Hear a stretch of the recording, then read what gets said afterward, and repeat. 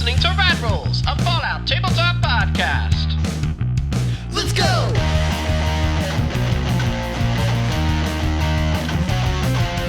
We're not playing games! We're not playing games! Hello and welcome to Rad Rolls. This is Dave, the GM of the podcast, with a little update and a special episode for you all as a bonus during our intermission. Our crew hasn't recorded for about a month and a half just due to vacations and travel and a lot of different stuff.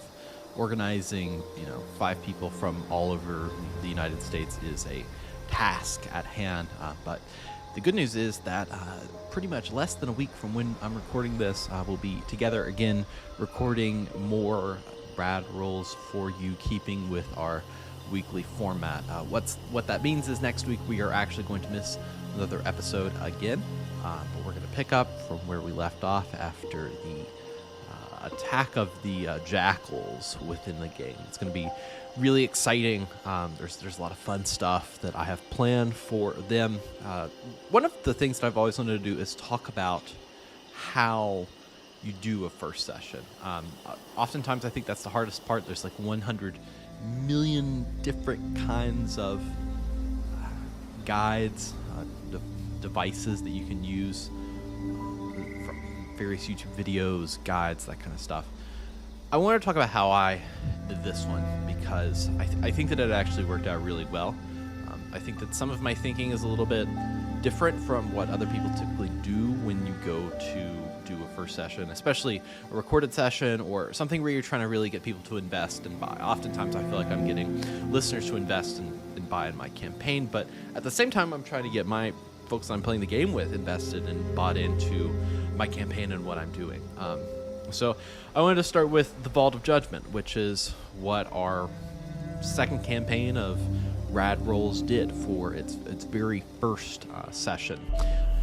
To give some background, we did 4 episodes of kind of world building, playing a world building game called A Quiet Year. A lot of the ideas and stuff from that general world build are being used, but really it's almost like 150 years after that that our game takes place, so a lot of those details and stories are forgotten to some of the people that exist in this universe, or they evolved into something else. Like, not everything that is from that world build that we did is necessarily represented in what we did with Vault of Judgment.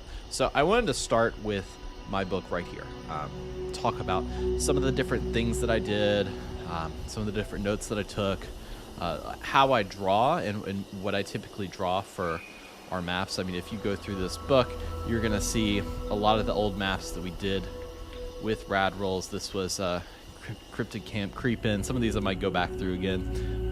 The first one I did in this book was the Under New Orleans map. A lot of these maps, number one, I really enjoy. I really enjoy writing these maps. We're going to talk about this one, this Vault of Judgment, today. There's a video version of this on YouTube. You can see what I'm pointing to and kind of get that context. But I'm also going to release this episode on podcast services, but I'll be talking in depth about what the pictures are and what the notes are saying within it. In a setup for a game, I typically want to have some sort of way to engage the characters in the first second. So oftentimes you'll see, start your D&D campaign or something in an inn, or start them just like on a quest. I like a more active start where they're immediately thrust into a problem. Here is something, solve it, and learn about their characters in that process. The game that's fresh in my hand right now is Final Fantasy VII. If you play that, you know that in the original game, it starts with a mission where you are thrust into a terrorist bombing organization. They're an eco-terrorist doing some bombing, and they're going to go attack this mega corporation, and you're immediately sold in. You don't know who these characters are per se, but you know what the stakes are, and you learn about them as you go, but you're immediately asked to do something. So that's what I wanted to do. I wanted to start them off kind of in this world. They don't know. I don't have time to sit around and fully describe this world and this massive area, but I do have a way of, I want to know about their characters. I want to know what they're doing. I want to know what motivations they have. So I actually start up here. This is the courtroom where they are held against the hangman. The hangman himself was a character that I came up just for this instance, but ended up liking it so much that I'm continuing to use him. He is giving judgment to these players and asking them if they are guilty of not being American enough. I feel like that's a good theme for Fallout. Are you American enough? And what is the idea of America? And how are these, post-American Americans living? So I think that that's kind of a good setup. It's like, here's a courtroom scene where characters are trying to plead their case of why their character. If you're asking them a specific question of like, why do you think that you're American? You're going to hear different kinds of answers based off their character sheet. You're not saying, oh, what's your favorite snack that you have after midnight? You're doing something a little bit different in this scene particularly. Generally when I write a few notes about it, but really I insist on doing doodles. So you see, my art is not that great, and that's fine. It's not for you. It's not for the players. It's really for me. It's a way that you can have a map of something and have it be amorphous, have it give some ideas without being too overcomplicated with stuff. If I'm going into the battle scenario or if I'm doing something tactical, I'm laying out a separate battle map where everything's very location based, everything's like squared out, gridded out. I'm not going into detail of drawing this kind of stuff. So you see in this courtroom I have the judges stand right here. I've got the nooses and stuff that you would see on the stage, kind of lights making this area. So when I first start the game, I'm only showing them this piece. I'm not showing them the rest of these areas. So that's the first area. We have our court case. It's always going to be deemed that they are pretty much un-American, so I knew that they were going to go down the shaft. So if you look at this map, behind it and how I blocked it, I blocked generally like a comic book. Pretty much in all of my maps, it's all blocked similarly to comic books. Easier for me to understand, but I make some pathways. Some of them are intentional, stuff that is kind of in front. I make a cross right here. You see the stairwell right here, but where they go is they actually go down. And right here you can see kind of behind the panes in these different areas, I've drew in a ventilation shaft, storm drain, something like that had a fan at the bottom. So it's like, okay, now we've gotten to know about the characters. Here's the puzzle. They're dropping. You have to do something. Here's a fan at the bottom of it. And so they go through that, and then they end up down here in this garage area. This garage area is where I wanted to introduce the first NPC. I named him Archie. I had this idea of kind of a character that was a mix of the mechanic from Borderlands and also a lot of people that I know kind of in real life and growing up in the country. That kind of like expressive, explosive, young, very kind of hillbilly-ish personality I wanted to bring into this setting, because I think that I typically do well with kind of a wacky character. I'm never known for them in general. That's a joke. One of the things that I wrote about this room is that these are actually body parts. I often think of ways that people can get loot or go through things, and I set up scenarios where generally I have a random table that I'll roll for loot and what they have, unless there's something specific from an enemy. This pile of bodies right here, that is what they could have loot. They didn't really go through the bodies to look for anything. They just were like, you pile of bodies, let's move on. So this room is kind of like an introduction to a character. So just kind of backtrack where we are. We have a first scene where we're taking on, what is your character? What's happening? Here's an immediate action that's happening. This fall down into the bodies with the fan. That's a small puzzle. They were meeting another NPC, and we're seeing how they interact with somebody who's willing to work with them. Generally, if I'm not starting with a merchant in a game, and I typically dislike merchants, I'll start with a loot scenario, which is your next room that they go up into. I like to block stuff off and name stuff. So in the universe, if you can't read this, is pretty small. It says storage right there. And this is the trash room. The trash room is where I set up a number of different ways for them to loot and find stuff. I think they found a few, like a junk jet. They found some interesting things in that room. And the next piece is another puzzle. I don't like to start combat too soon, so I generally went with this nuclear reactor puzzle. I try to section my puzzles off to what character is what. So our character is a Children of Adam character. One of our players plays a Children of Adam character, and so I want to talk about radiation and what that does, and mechanically what that impacts on that character, how they can get around it. There's a robot character in our campaign. How does radiation affect them? How are they going to make it past this giant radioactive device without getting too injured? So that's my reactor room that I've done for that. I've made some notes generally on this page about the different things. You can see here I have trash. I just write basic notes. A pile of bodies cut by blades of the fan. Smoke fills the room, flowing in from the pits that then the fan releases the fire. It's all in my handwriting. I'm not trying to write too much. I'm not trying to write a narrative. When I'm in that moment, I just want to picture myself there. I want to picture myself in this trash area or in the what is this? The junk, the storage area. Then I want to picture myself in the reactor area. I don't want to have this written out thing. That doesn't work well for me. It may work well for somebody else, but for me, I want to be there because I want to put myself in the room, because players are going to have questions. It's the number one thing. They're going to have questions about what's going on. You can't accurately describe everything within there. So that's what I like to do.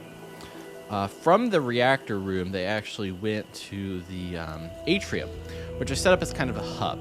This is where you do your first combat encounter.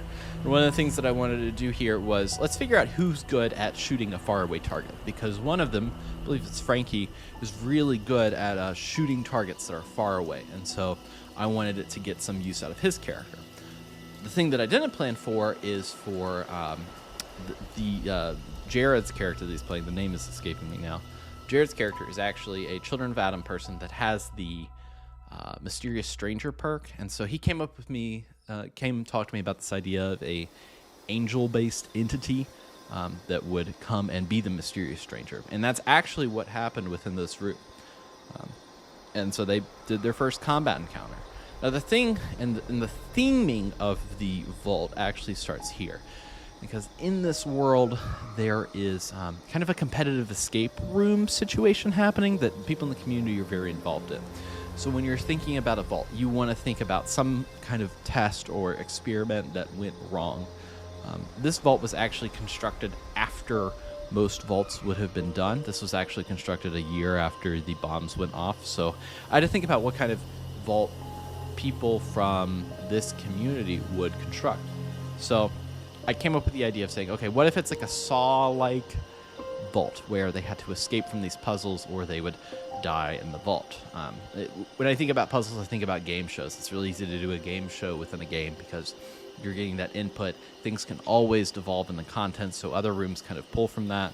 For this room, I was theming it more of the most dangerous game. So, moving on from there, there's a few different options they could go to. The cafeteria, where they are told to eat one of their friends. That is a puzzle that I don't have any solution to. They went in there. There was a Mr. Gutsy with a knife. They were trying to figure out how to eat one of their friends. Then they had the idea of, hey, is there like another like bug in this room? They had the idea of, oh, if there was an ant, then I could befriend an ant and then kill it and then eat it. So setting up these kind of amorphous puzzles has helped me come up with ways that I can get them to solve something, get them to progress something, get them to interact with the world and their tools, but also have that, what's a good word? Have that design or have that idea that actually ends up working or not working. But at the end of the day, it's not, oh, there's one keyhole solution for this. It's, hey, let's try it. Let's see what works. Let's see where the dice land. Let's see what your skills are. Does this plan make sense for your character? That kind of stuff. I came up with a History of America room right here. That room is essentially a test of, do you know America well enough? The idea I had was they were going to answer some questions. I ended up not liking that idea when I was actually playing the game, and I switched it up. I switched it to a how can you get in trouble and get kicked out of the classroom? If you're able to get kicked out of the classroom by acting up or doing something, then you were able to achieve the goal of the room. And whenever they achieve these goals, they would actually get a monetary coin that they can spend and use later on. The other room I had was the dating challenge room that was called Yikes Bad Dates. That was kind of a personality test for these characters of sitting them in the chair and having them choose between 3 doors. One of the doors actually housed the original companion friend that they had met in the earlier vault, and 2 of them were Assaultrons that were programmed to be effectively serial killers from the, or I guess they were serial killers from modern American times. So one of the Assaultrons was actually John Wayne Gacy, and the other one was the Unabomber. And then the third one was the Archie character who really just liked to burn stuff up, which made for a good play off of those 3 because he's kind of a pyromaniac, so he could seem like a really terrible person, but he really likes the fire. Another room that I had entered was the Family Fight. This room was kind of like Family Feud. The goal of the room is to engage them in a large-scale encounter. So that was for combat, to see how they would do with multiple enemies with a whole other family. So there was some game aspects to it, but really, this is a combat-heavy room. Sometimes I'll have an idea of saying, okay, I know I want this to be combat, I know that I want to get them involved, but kind of have a facade to it of like, oh, this is only going to devolve into violence. That's fine, because that's the puzzle. These top rooms are more interesting. So one of these rooms is kind of like a merchant. So every time they're solving one of these puzzles, they're getting a coin. And this coin you could use to either unlock this door right here, which we'll talk about later. You needed 3 of those. Or you could use coins to buy special items. And so generally in any kind of like tabletop role-playing game, there's like magic items.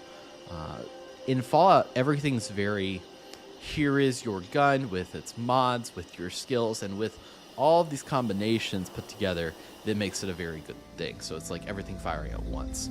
So when I come up with magic items in Fallout, I want it to be stuff that's like super wacky science, like a shrink ray or something along those lines. I think I ended up coming with like buffalo pheromones that can only attract certain animals.